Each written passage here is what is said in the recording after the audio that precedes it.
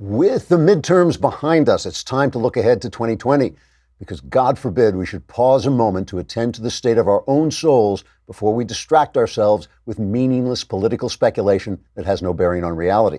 So, in the spirit of neurotic avoidance and the desire to have our emotions manipulated by the pointless ramblings of some idiot commentator, in this case myself, let's take a look at the possible Democratic candidates who might challenge President Trump in 2 years' time, or might do something else entirely that we can't predict or imagine. First on the list, of course, is Hillary Clinton. Sources close to the former Secretary of State, including the hitman who killed Vince Foster and a gigantic imaginary rabbit who only appears when she's really been knocking back the Chardonnay, say Clinton is indeed considering a third try at the White House and is currently trying to choose between two campaign slogans, either "I'm with the felon who keeps falling downstairs" or "Hillary 2020, give me the damn presidency already." Sources say Hillary will make a decision as soon as she regains consciousness. Next on the list is Michael Avenatti, who's considering running with the slogan, "She hit me first." Sources say Avenatti wants to run on a platform of taking all the due process away from Republicans so Democrats can have twice as much. Another potential candidate is former Vice President Joe Biden. Democrat strategists cite Biden's nickname, Lunch Bucket Joe, as proof he may be able to appeal to those voters who prefer their candidates to have the IQ of a metal container with a ham sandwich inside. And finally, there's Elizabeth Warren, who's considering a run for the presidency on a platform of taking back the land the white man stole from her tribe being pasty-faced Methodists who manipulate a corrupt affirmative action system. All in all, the Democrats are fielding a great lineup if you happen to be a Trump supporter. Trigger warning, I'm Andrew Klavan, and this is The Andrew Klavan Show. I feel hunky-dunky, life is tickety-boo. Birds are winging, also singing hunky-dunky-doo. Ship-shaped, tipsy-topsy, the world is zippity-zing. It's a wonderful day, hurrah, hooray! It makes me want to sing. Oh, hurrah, hooray! Oh, hooray, hurrah! All right, we are back. I hope you all had a wonderful Thanksgiving. Mine was great. As you can see, I haven't shaved for days, and I plan to continue this. I've now reached I'm going for this Santa Claus meets Ernest Hemingway look, but so far I've only reached the kind of crotchety old miner from an old Western who says things like, "I think dadgummit, I think they robbed that bank," and then gets killed by Black Bart in the second act. Another Kingdom is out, the next chapter of Another Kingdom, performed by the perfidious Michael Knowles. Today, subscribers get exclusive access to episode 8, titled The Darkest Hour. That means there's only 3 episodes left, so get on the train. If you're not a subscriber, you won't be able to watch these new episodes of Season 2 until Friday. So what are you waiting for? Head on over to dailywire.com and subscribe to watch the first and second seasons of Another Kingdom. Also, by the way, the Lefties Dictionary is now available, and today is Cyber Monday, so there's a real cut in price. It's just a beautiful, beautiful edition. It's got all the stuff that was in the videos and much, much more. So, and plus a picture of me on the cover, which, that'll take down the price right there. Man crates, if you have had this conversation over the holidays where you say to your husband, what would you like for Christmas? And he says, I don't know. Then you're probably my wife. And it's a hard thing to get guys to tell you what they want, because guys don't know what they want until they see it. So, but with man crates, you get everything. You get a wonderful wooden crate that you have to pry open with a crowbar. Personally, that's it for me. That's all I actually want for Christmas, is a crate to pry open with a crowbar. But inside, they have terrific, terrific things. They have the knife-making kit or the Scotch drinkers kit. I have that. I also have the Grill Master crate. That was the latest one I got because I just want to get my friend Owen Brennan from Madison McQueen. He's such a good griller. I just want to surpass him. So I got the Grill Master crate from Man Crates. It probably won't help, but it might. At least I can dream. Listeners to this show, buy one gift and you will get the second gift for 25% off when you go to mancrates.com/Klavan. This offer is only for the holidays. Buy one gift and get the second 25% off at mancrates.com/Klavan, mancrates.com/Klavan. You can pry open that box and say, how do you spell Klavan? It's Klavan. These are really fun, good gifts for men. It is so obvious now, the way that leftism poisons our debates on both sides, because leftism can make right-wingers stupid too. It is amazing. It's like this kind of poison gas that makes everybody stupid. And we're seeing it right now on Twitter. especially. But the problem is when you're not talking about the truth, this is the whole problem with leftism. When you're not talking about the truth, you have to censor and silence the other side. So when you silence the truth, what's left? Only the lies. Only the liars on the left and right are left to debate things, and that is why the debate becomes poisonous and all of us become stupid. Over this last holiday, really over the last few weeks, Twitter has now gone full fascist. It is now basically silencing the account of anyone who says anything they dislike. And I don't know if it's because, this is what Dorsey went before Congress, swore to tell the truth and said he was not going to do.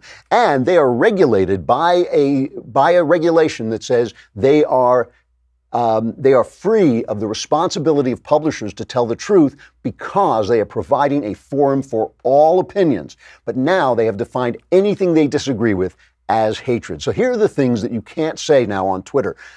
There was Laura Loomer. Laura Loomer, if you don't know about her, she's a kind of right-wing provocateur. She's not, they call her far-right because they call everybody far-right. But she's certainly disavowed the alt-right. She's disavowed white supremacy, as have I. She's done some things that I disagree with, like she's the one who disturbed the Julius Caesar performance in Central Park in New York because she didn't like the fact that they were attacking Trump. I don't agree with that. I think free speech is for everybody. But basically, she is a kind of right-wing provocateur. And she sent out a tweet complaining about the fact that everybody is talking about the diversity of the new Democratic Congress people who are going to Congress in January. And they keep pointing to Ilhan Omar, the Muslim congresswoman-elect, one of two. And she pointed out, Laura Loomer pointed out, that Ilhan Omar is pro-Sharia and pro-female genital mutilation. And under Sharia, homosexuals are oppressed and killed, and women are abused and forced to wear the hijab. And Ilhan, as she goes on to say, is anti-Jewish. All of that is true, by the way. That happens to be true. Her Twitter account was shut down, but Louis Farrakhan, who says Jews are termites on Twitter, Jews are termites, he's still up there. So now we know Sharia is okay on Twitter, Jews are termites. Who else? Meghan Murphy, a leftist, a founder of the Feminist Current website. She's been suspended for Twitter. She says she's a socialist, she's a radical feminist, but she points out that men aren't women, right? That transgenderism may be a phenomenon, but that doesn't mean that just because you feel, man, I feel like a woman, doesn't mean, man, you are a woman. It just means you're a man who feels like a woman, or possibly you're Shania Twain. But the thing is, Murphy was settled for that. So now we know men are women and Jews are termites. That's the world of Twitter. That is the poisonous world these guys are creating with their random censorship of things they happen to disagree with. Jesse Kelly, an Iraq war veteran, a former GOP congressional candidate. Also, he's a guy who, he plays a part, kind of like me. He says funny things, and he twits on Twitter, or vice versa. He tweets on Twitter. He tweaks the left by saying funny things, and if you're a right-winger, you think he's funny, and if you're a left-winger, you don't. They just took him off. He just shut down. No reason given at all. So all of these things, we now know men are women, Sharia is great, Jews are termites on Twitter. That is what Twitter believes, because that we can tell because they're shutting down anything that they don't believe. Now, what does that do? What does it do to all of us? It's interesting. A lot of people are saying that now social media should be regulated more strongly because, of course, if they're not going to adhere to the rules where they are a platform for everybody, if they're not going to adhere to those rules, then they can be sued by anybody who has been lied about on Twitter. If somebody said something about you on Twitter, that you don't like you're a fascist or something, you should now be able to sue Twitter just as you would sue a publisher if they publish things like that. The only reason Twitter cannot be sued is because they're a platform, which means they let everybody speak like the phone company. So some people are saying this. Other people are saying, hey, you know what? These sites are now collapsing. Their stocks are collapsing. People are going off them. They're looking for sites where they won't be censored. And so why don't we just let them die? If we start to regulate them, we'll give them new life. So that's another way of looking at it too. But I want to just talk about, I want to pause for a minute. I want to talk specifically about transgenderism, not because I care so much about transgenderism, but because I want to use it as an example of what happens to a debate when only lies are allowed, okay? Because this is what's happening on Twitter, and it also happens on the mainstream media, and it's how we all become stupid. But let us talk about Blue Apron. Blue Apron, Blue Apron is great. Blue Apron, the thing is they deliver farm-fresh ingredients and step-by-step recipes to your door. So every week, at least 3 recipes are built with your busy schedule in mind, and you go on and you pick which of the recipes you like. So right now, this week, they have smoky chicken and sweet potato bake. They have hot Italian sausage pizza, beef and broccoli and cumin spice sauce. All of these basically are restaurant-level meals, but you can cook them yourself. They send you the measured portions and the instructions, and it takes about 20 minutes for you to cook, or in my case, for me to watch my wife cook while I drink a glass of wine and make sardonic remarks. Blue Apron offers a range of recipes. They're all bursting with flavors, and the chef-designed recipes are restaurant quality. They take, like I said, about 20 minutes to prepare. Check out this week's menu and get your first 3 meals free at blueapron.com/Andrew. That's blueapron.com/Andrew. Make sure to tell them we sent you, so they continue to keep our lights on and sponsor our show. Also, so you will get your first meal, 3 meals free. That is pretty inexpensive. What else can I do besides offer you free food? Blue Apron is a better way to cook. Let's talk about transgenderism for a minute. There is no question that there is such a thing as people who feel uncomfortable in their skin, in the gender they were born. Men are born and people are born either male or female. It's the first thing every mom wants to know. Is it a boy or is it a girl? Dads too. That's the first thing we want to know, because it's a different life. Men and women have different kinds of lives. Human lives, lives in the image of God, but different. Now, traits are spread out. Like, think of them like little dots spread out on a spectrum. Most of the male traits fall with men. Most of the female traits fall with women. But, there's a range. And all men have some female traits, unless they're just absolute psychopaths. Same thing with women. Women have traits that are mostly associated with men. But sometimes things get mixed up. It's nature. It's not perfect. And somebody gets so many female traits, a guy gets so many female traits that he feels that he's a woman inside. Listen. We admire manly men and we admire womanly women for obvious reasons, right? The world depends on them. The world depends on men who can protect women, men who can support women, men who can support and protect their children, and women who care for and nurture their children. So we like tenderness and nurturance in women, and we admire strength and responsibility in men. Those are things that we admire because they make the world go round. They are central to human life. Those traits, manly men and womanly women, are central to human life, and that's why we admire them. But just because something is not central doesn't mean we have to condemn it. Some things outside of the center are good, like a genius musician is not a normal person, right? But we love that. Some things outside the center are bad, like a serial killer. Most people are not serial killers, but that's bad. We have to make judgments in each case. And obviously, if somebody is not hurting anybody, but he's out of keeping with his sexual orientation or his body, it's none of our business. It's nobody's business. The world is filled with tragedy, filled with pain, filled with hatred and meanness. The least we can do is extend our love to people who might be in some kind of discomfort or psychological pain. It is not a lot to ask that we can be kind about this. You can have and express, or should be able to have and express, any opinion you want. If you're a small-minded person and you think, he thinks he's a girl, so he's going to hell, that's fine. That's not what Jesus says, by the way. Just saying it, just pointing it out. But the thing is, I think for most of us, we just want to be tolerant of people with their problems. We all have problems. We all have dysfunctions. There's nothing mentally ill or sick about saying, I have this issue, about a guy saying, hey, I really don't feel like a man. I really feel uncomfortable. He's going to try and solve that any way he can. I think we should be very careful not to impose this stuff on children who have not defined themselves yet. We shouldn't impose anything. We shouldn't impose, just because a young boy walks in with a doll, that doesn't mean you zip him off to a doctor and pump him full of chemicals. That is child abuse, but we don't have to hate on people. If a guy is a little bit effeminate, it may make us uncomfortable. We don't have to hate on people. All this stuff is obvious. I'm sure we all agree. Nothing mentally ill about it. There is something nuts about a guy coming and saying that he's a woman. Even after he's had an operation, he's still not a woman. Every cell in his body is a man's cell. He is whatever he is. And because he knows that that's not true, because he knows that he is telling a lie, because he knows it's not right for him, for instance, to compete in a sporting event against girls who have worked hard to become excellent at their sport, but can be overcome in an instant by somebody who's really a man dressed up as a woman, or having turned his body into a woman costume. Obviously that's nuts.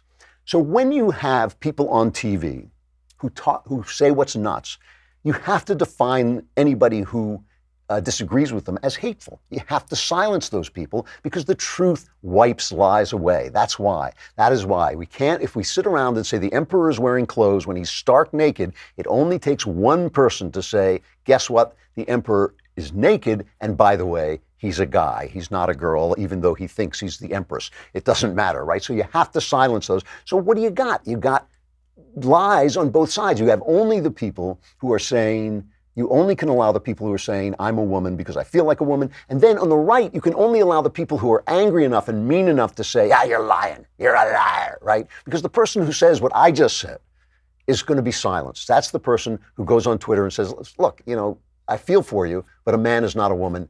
Silenced. He's gone. All you've got now is hate on the left and is nonsense on the left and nonsense on the right. This works for the left. The left likes this because it makes right-wingers look intolerant when in fact they're not. Anybody who's ever hung out with right-wingers know that they say all kinds of nonsense about their theories about this and their theories about that, but they welcome people in all the time because they take each person as an individual. Individualism is at the heart of conservatism. So they're not intolerant, but you can make them look intolerant by saying something stupid, censoring them, and then leaving only the hateful people left to speak. It also works for the media because outrage gets clicks and ratings. But it makes all of us stupid, and it makes our debate stupid, and it makes our debate angry. And this is the work of leftism. Rightism has not done this. At least it hasn't done it since I was a little kid. It doesn't silence the people on the other side. It loves for leftists to come out and make these stupid statements because it's easy to tear them to shreds.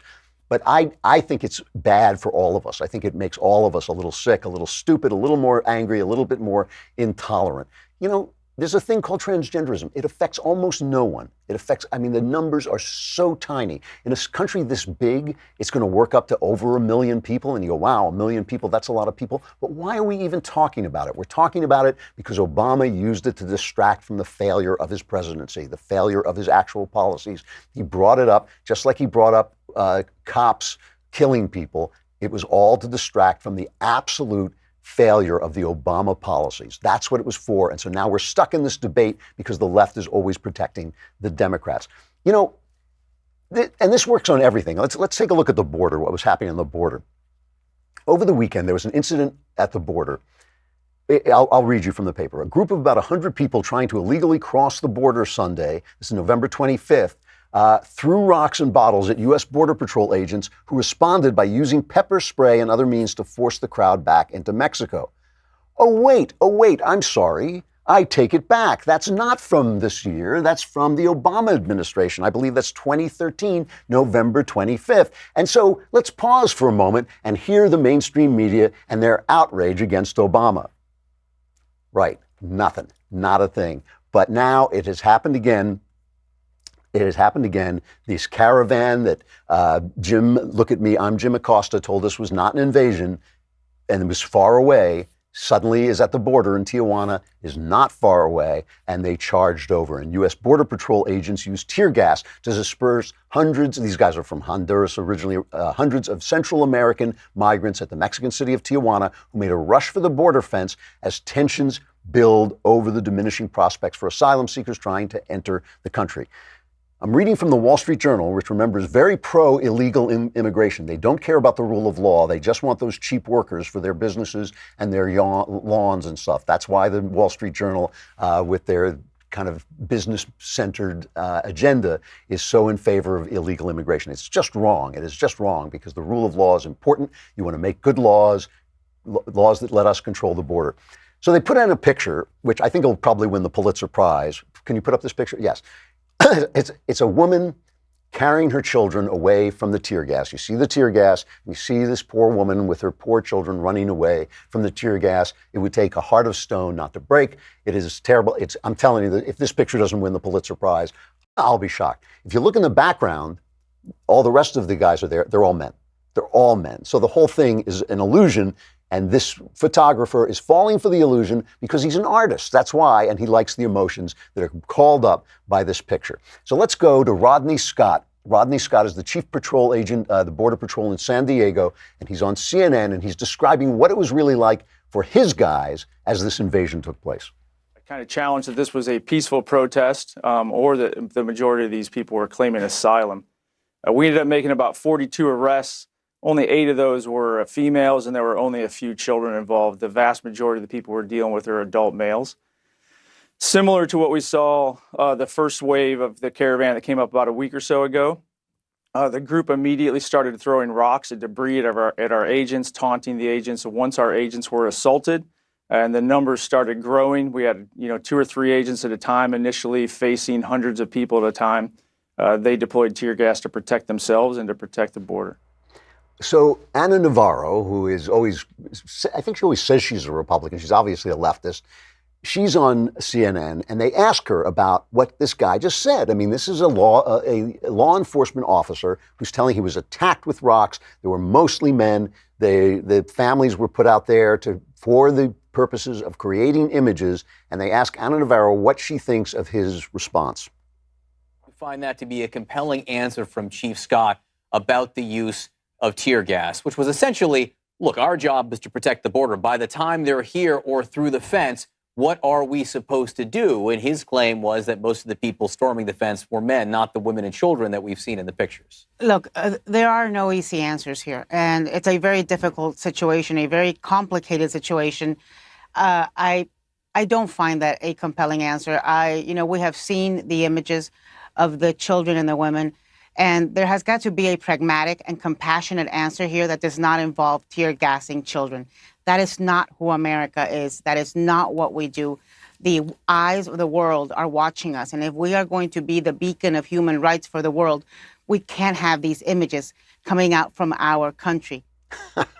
So it's a complicated problem, but the images, and this is not who we are. I mean, in other words, we are supposed to be governed by the people who create the images, because the people who create the images are in league with, are in line with Ana Navarro's policies. So that's how we're supposed, I mean, they are making us stupid.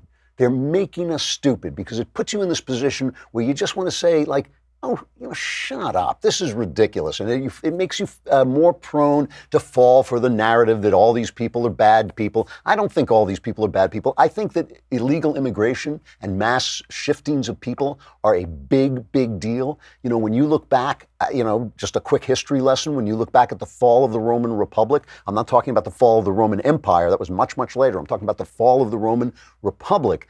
The illegal immigration had a lot to do with it. The German tribes came down from the north, and they kept sending, legions out, and the tribes kept killing the legions because there were so many of them moving down, hundreds of thousands of people illegally coming down. And I'm sure some of you have heard of Julius Caesar's famous book, The Gallic Wars, where he talks about the wars in Gaul. It's the one that begins with the famous line, all Gaul is divided into 3 parts. And Julius Caesar went up there and finally broke the back of the northern tribes up there. They installed him as governor. And what happened? He was then so popular that when he marched down with his armies, people shouted for him to be emperor. That was the end of the Roman Republic. You've heard the phrase crossing the Rubicon. That was because it was illegal to bring soldiers across the Rubicon into Rome proper. When Julius Caesar crossed the Rubicon, he said, another famous line, he said, the die is cast, because now he has broken the law and he is coming into Rome. And that was the end of the Roman Republic, and it had a lot to do with the fighting against and the fear of these invaders from the north. So look, you can overreact to this, but you've got to deal with it. You've got to say, hey, the borders belong to us. The country belongs to us. We've got to make the rules. And I'm someone who doesn't really care how many people come across, as long as we get to choose how many and who they are and when they come. It seems to me the rule of law is the important thing here. And the funny thing is the left is now admitting this as they see Angela Merkel's career coming to an end because she was gulled into feeling that her display of compassion for the Islamic asylum seekers coming into Germany and therefore into the EU, because once you were in, they see that bringing her career to an end. John Kerry is talking about, what's going to come next with climate migration, accidentally spills the beans. Here he is. Look at Europe. Europe's already crushed under this transformation that's taken place because of immigration. Germany, Angela Merkel, weakened because of it. And other places impacted. Italy, significantly impacted its politics by immigration. It's significantly impacted its politics. How? Well, let's go to Hillary Clinton in The Guardian. Hillary Clinton regained consciousness long enough to say this in the left-wing British paper, The Guardian. I think Europe needs to get a handle on migration because that is what lit the flame. And she's talking about the flame of right-wing nationalism, which, remember, is different in Europe than it is here. It is not here we are loyal to it. The nation we are loyal to is a free nation with a constitution meant to guarantee that freedom. There's a lot of racial politics underneath it. What they accuse us of here is often true over there in Europe. So she goes on to say, I admire the very generous and compassionate approaches that were taken by leaders like Angela Merkel of Germany, but I think it is fair to say Europe has done its part and must send a very clear message. We are not going to be able to continue providing refuge and support because if we don't deal with the migration issue, it will continue to roil the body politic. How does it do that? Okay. Remember how we talked about just now, we talked about when leftism silences the simple truth, men are not women, but it lets hate thrive, Jews are termites. All you get is hate, and you get it on the left and you get it on the right. When you silence people, all you get are the angriest people because only the people who are angry enough to break the silence will speak on the right, and only the people who are willing to tell the lies that the left likes and that support leftist ideology will speak on the left. So when you have people saying, oh, we must open our borders and be kind and gentle, and without saying, you know what, too many Islamic people is going to destroy the governance of our country. Too many Islamic people who have a philosophy, a religion that is antithetical to Western values, too many people coming in at once like that who can't be assimilated and can't be convinced of joining the party here in the West, that is going to be damaging.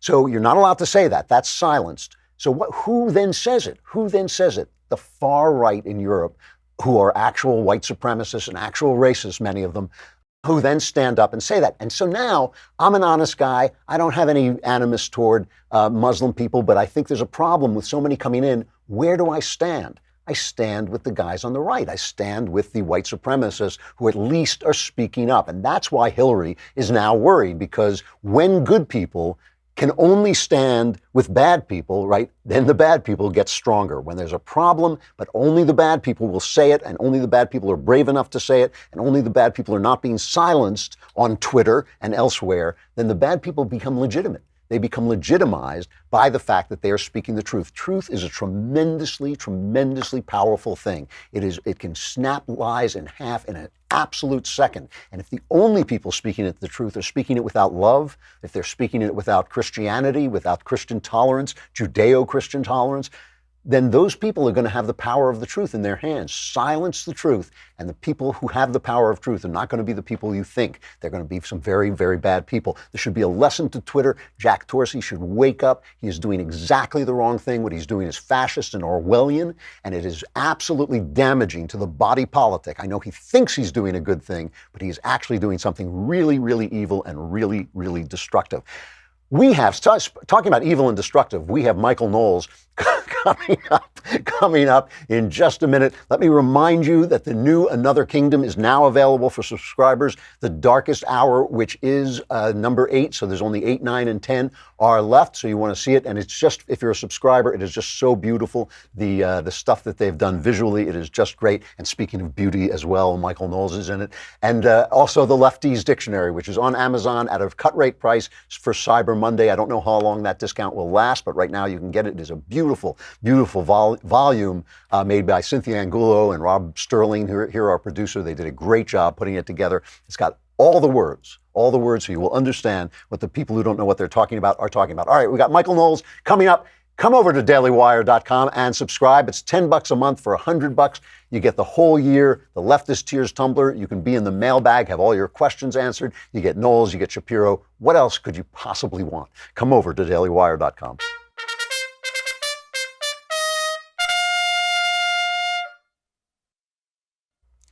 Knowles, can I see it? I finally see you from across the country. I'm out of that office so much now. We have to Skype in via all the satellites. I feel like we're 3 years ago again. What is going on? Why are you traveling around so much? Well, because Ben won't let me back into the office. That's that's the proximate cause. I knew there was something I liked about that guy, yeah. I'm giving a couple speeches down in Florida at FSU and at Embry. So if you're in the Florida area, come by and check it out. And you know what I did this morning? Because it's been kind of a wild ride. I've been doing all these things. Is I woke up early and I went and saw The Front Runner this very morning. I was just about the only person in the movie theater. And thanks a lot. I have a lot to do. I have to write all these speeches, and you've wasted my entire morning on this. It was bad? Was it bad? No, it's a movie that never had to be made. Well, you have to tell people what it's about first, because not everybody remembers this. Nobody remembers this. If there is anybody less deserving of a movie about him than Gary Hart, I'd like you to point him out for me. Gary Hart was the front runner in the 1988 Democrat primary before it began. He was a senator from Colorado. He first ran for president in 1984. He got beaten by Walter Mondale. That's about all that you need to know. Very famously in 1984, Walter Mondale, the man who Reagan beat by all of the states. He was such a dynamic character. In 84, Mondale turns to Gary Hart, and he was echoing the Wendy's campaign ad, and he said, "Mr. Hart, where's the beef?" Because Gary Hart was basically a hairdo and a bunch of teeth and didn't have a whole lot of substance to him. So he becomes the front runner. He loses in 84. He becomes the front runner in 88. The trouble with this movie is that it never had to be made. Most books could be essays. Most essays could never be written. This movie could have been 15 minutes long. But that said, also Hugh Jackman was miscast because he wasn't nearly glib enough to be Gary Hart. Yeah, he got a lot of presence, Hugh Jackman. It's hard to make him seem. That's the trouble. Yeah. Hugh Jackman is far too substantial a person to play Gary Hart. Yeah. But there is a lot to enjoy here. The movie is essentially about how awful Democrat politicians and the media are, how just destructive and corrupt and undignified they are. So that's pretty enjoyable. You sort of think, what's not to like? I really enjoyed every moment that I was in watching the movie. The other trouble with it is that it takes Gary Hart's side a little bit too much. Wow. It tries to make him out to be a serious person, a thoughtful candidate, someone who was trying to preserve the dignity of never having his sex scandals exposed. Because this guy was a cad. He got caught famously on a yacht with a blonde lady sitting on his lap, and the name of the yacht was Monkey Business. he was planning, Senator Hart. I mean, one of the things about him is he was Bill Clinton before there was Bill Clinton. Everybody knew what he was doing. The press covered up, and it was only because he dared the press to come after him that they finally came after him. Well, that's right. This is a pivotal moment. Is they start asking a couple questions. Everyone knows that he's sleeping around, and he says, "Follow me around. Follow me around with a camera. You're going to be very bored." So they follow him around, and they catch his mistress walking out of his house. That part I think is pretty good. The film, the reason why it doesn't succeed, even though there's so much promise there, it's only got about 50% Rotten Tomatoes, critics and audience, and it just about deserves that. I'd give it a C, probably, maybe a C+. But the interesting thing about the movie is it delves into these central conflicts within the left. What do they do? I mean, we've been dealing with this between Bill Clinton and the Me Too movement. We've been looking at that major conflict. But the major question of the movie is, did the press go too far? Are politicians entitled, like LBJ, like JFK, like FDR, like every other Democrat politician who slept around, are they entitled to not have their mistresses in the press? And the film seems to side with Gary Hart on privacy, but it was the left that decided in the 60s and 70s the personal is the political. We're going to go against everybody personally. We're going to bring this up. It gets the history wrong a little bit, too, because we've had sex scandals in this country since Thomas Jefferson and Alexander Hamilton. There's nothing new there. And the same question about the media. What is the role of the media? Are the media going to speak truth to power, go after these guys, root around in their back alleyways, or are they going to pal around with them and hang out at the White House Correspondents' Dinner and go to parties with them and just be their buddies and cover up? The film is so confused on these questions, but the left isn't any less confused. So the fact that a movie with a left-wing slant was able to explore those questions, I think that's basically a win for conservatives. It's just too bad nobody's going to watch it. I was there. I was in the news business when this happened, and when this story broke, I was in the news business. And this is one of the last times in my life I ever got into shouting matches with people, because the bosses were coming in. I worked at a radio station that was known then as the New York Times of radio, which I have to translate because the New York Times is now such trash. But in those days, it was actually a decent newspaper. So we were considered the serious newsroom of radio, and we wrote very long stories. A 45-second story, which in radio is an eternity, that would describe the federal budget. And they brought in new bosses who said to us, no, it's got to be relatable. That was the big word, relatable. Everything had to be relatable. And that was kind of coming out of relevance of the 60s. And they said, look, nobody cares about the federal budget. What they care about is sex. What they care about is AIDS. They care about, we want to talk about condoms. We want to talk, the first time on earth that people were talking about anal sex on the air, and everybody was just so thrilled and delighted that this could finally be, this taboo had been broken. We could finally be discussing this all important issue.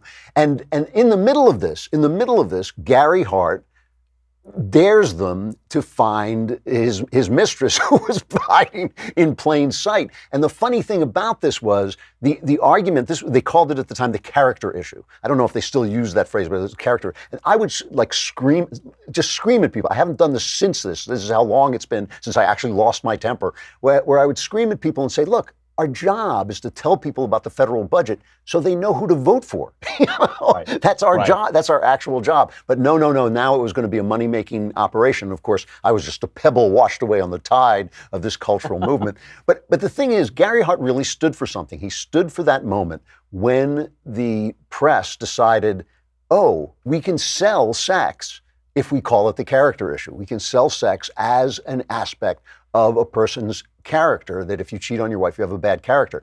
Now, the only reason the press liked this, and I can tell you this because I was in the meetings where the bosses would tell us this, the only reason they liked it is because people like sex and they want to hear about it. So it was really not about character. It was not about politics. It was just about sex. But now it has devolved to the point where that's all we talk about, basically. That's right. And they almost cop to this in the movie. They're batting this around the Washington Post, Miami Herald.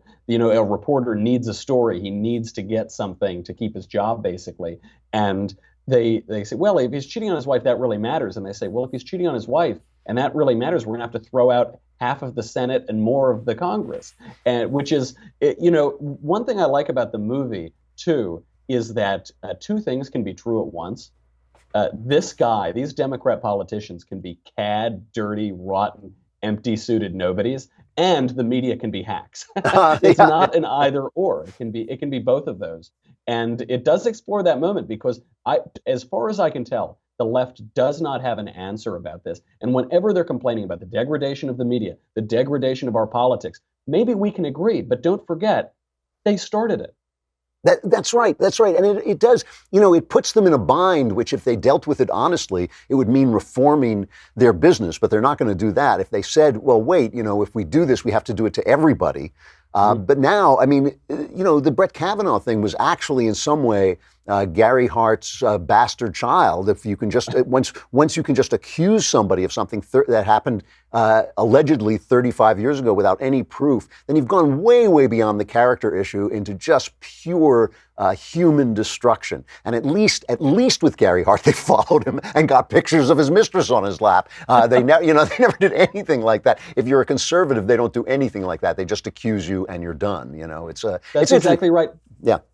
There's also a lesson here, I think, from Gary Hart and from Kavanaugh. They always focus with Gary Hart on how he never let anyone into his personal life. Obviously not. He'd separated from his wife at times. He had these mistresses. He didn't want people to come in. He was a little bit more old school senator. He just wanted to smile and be a hairdo and spout his talking points.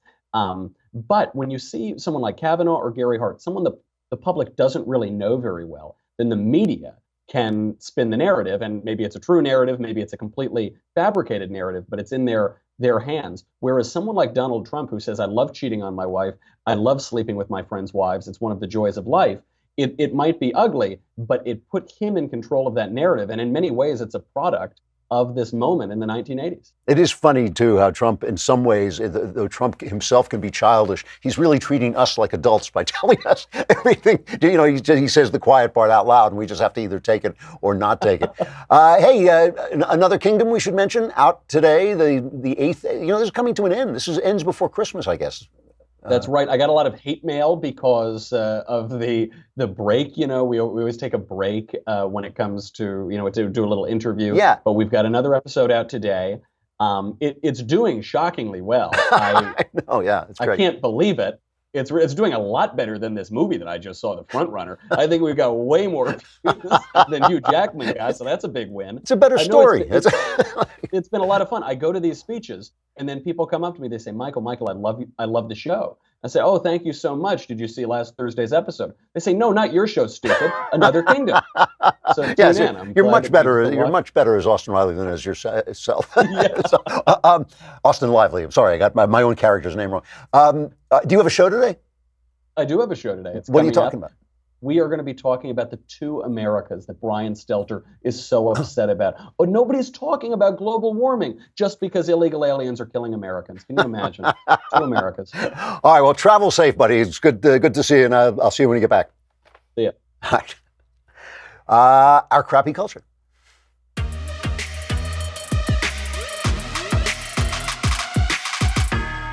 So I have to tell you two funny cultural experiences I had over the weekend because they actually speak to something that's going on that is really sad and hilarious at the same time, which is right in my sweet spot. Saturday night, my wife and I went to the Getty Museum, which is a beautiful, beautiful museum, and it's open late at night on Saturdays, which is just great because the crowds are a little less and you can go and see their exhibits and have a nice dinner, and it really is a lovely, lovely place, and nothing I say about it I don't want to take away from that. But they're having this exhibit called the Renaissance Nude, which is, you know, the discovery of how you make, the rediscovery, I should say, of how you portray a human body in art, right? The Greeks did it so beautifully in their statues. The Romans copied the Greeks. And then as Rome collapsed, you can watch the depictions of the body decay, and you can see their skill disappears. And the terrible thing about a civilization in decay is it doesn't know it's in decay. It doesn't even say, the people like, you know, who say, well, you know, they used to be able to make a better statue than that, are just the old coots who aren't in with the modern crummy statuary. And so with the Renaissance, they rediscovered these statues, they rediscovered the human body, and they started to portray the nudes. And a lot of these nudes, they started out because it was a Christian culture. They started out with men doing Jesus with, you know, his drapery over his midsection and over his loins, as they would say. But also they started doing women, and those got kind of sexy. And some of those were made for rich male patrons who wanted a picture of a sexy girl. And so they would take a biblical story, you know, about Bathsheba in her bath, and they would do this kind of very sexy nude portrait of a beautiful woman. And as these became better and better, they became more and more attractive. So I'm listening I put on that headset thing where you can go on tour, and they had people from the museum talking in the headset about the different artwork. You would go to the artwork and press the button, and it would describe the artwork. So the guy, whoever, I don't know who he was one of the museum people, is saying, this is a tremendously erotic painting. I very much enjoy it. Just the smooth lines of her soft flesh and the whiteness of her breasts. And you go like, dude, and then you get the woman, and she comes on and she says, we have to remember that it's problematical that these were men made by men for men, and the power dynamic is problematic. You know, this feminist garbage. And all I was thinking was, in other words, the fact that men like to look at naked dames created some of the greatest work that humankind has ever produced, but feminism has created the ability to complain about it. So that's what you get. A little bit of erotic desire in men creates great art, and then the women complain, and that becomes like an artistic movement. And I bring this up because it is so much of the critical facility, so much of the critical speech. I've always talked to the right about the fact that we not only need to make movies and write books and start magazines and get involved in the culture, we also need to create the infrastructure for culture that brings praise to people who do things that are good, who do things that not just are beautiful, but also are beautiful and elevate humankind. It can be even something that looks degrading, like The Sopranos, which actually does elevate humankind by its wisdom and insight into the human condition, or it can be something that's just immediately beautiful, like Bach, the music of Bach. But the point is, we have no infrastructure to do that. They can praise and damn. So this movie came out. This movie came out called Widows, and I went out to see it immediately because it was co-written. The screenplay was co-written by Gillian Flynn, who I like. She wrote Gone Girl, and I've read all of her books, and I think she is a really interesting satirist. I don't think she's as good a crime writer as everybody thinks she is. I think her plots can be a little silly, but she's a really good satirist and picks on funny things in our time. Gone Girl, if you read it right, I think, is a satire of marriage. So I went out to see Widows, which is about a bunch of women whose husbands are criminals and they all get killed in a bank heist. This is the opening scene. And so the women decide that they are going to pull off the final heist so they have money, because they're left without any money. So the movie is not good. I mean, it has wonderful actors in it. Liam Neeson is in it, and all the women, every single woman who's in it is a woman that I've seen on TV or something and said, oh my gosh, she's good. Viola Davis, who was such a wonderful actress. And they were all great actresses. But it's a completely humorless, thick, heavy look at what is essentially a heist movie. You know, it's supposed to be about it's a bank heist movie with twists and turns. And instead of doing it for adventure and excitement and in fun, it is just this heavy social justice nonsense without a single laugh in the entire movie. By the end of it, I was sitting there, and I wanted to love it. You know, I like Gillian Flynn and I like crime movies. I was sitting there going like, are you kidding me? So let me read to you something from the Huffington Post. Widows, and also this thing got 90% on Rotten Tomatoes from the critics. Widows isn't making much money at the box office. What's wrong with you, America? That's the thing. So these two women, two HuffPost writers, Zeba Blay and Matthew Jacobs, I assume Zeba is a woman, Matthew is a man, they have this thing about it where they say, we're discussing this film, it sort of petered out in its opening weekend because people went to see it, but then they stopped because they saw it was no good.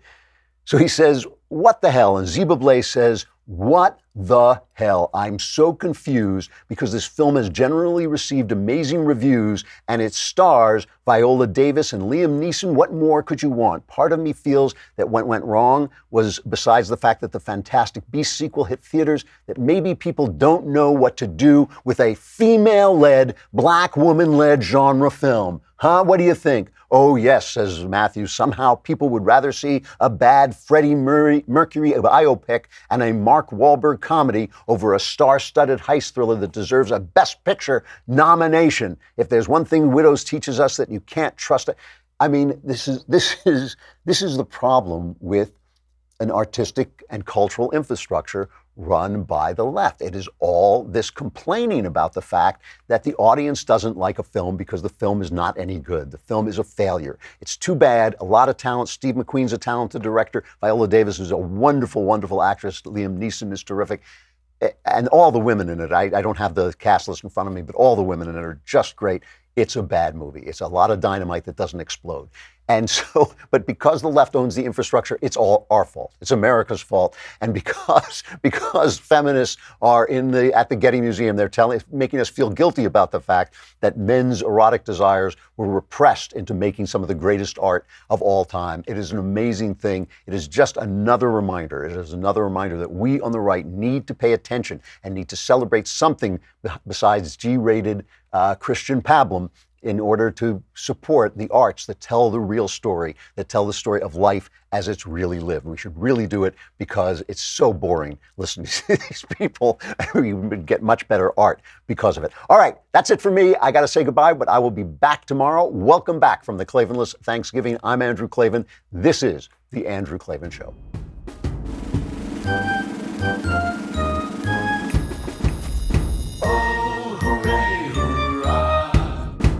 The Andrew Klavan Show is produced by Robert Sterling. Executive producer, Jeremy Boring. Senior producer, Jonathan Hay. Our supervising producer is Mathis Glover. Technical producer, Austin Stevens. Edited by Alex Zingaro. Audio is mixed by Mike Cormina. Hair and makeup is by Jesua Alvera, and our animations are by Cynthia Angulo and Jacob Jackson. The Andrew Klavan Show is a Daily Wire Forward Publishing production, copyright Forward Publishing 2018.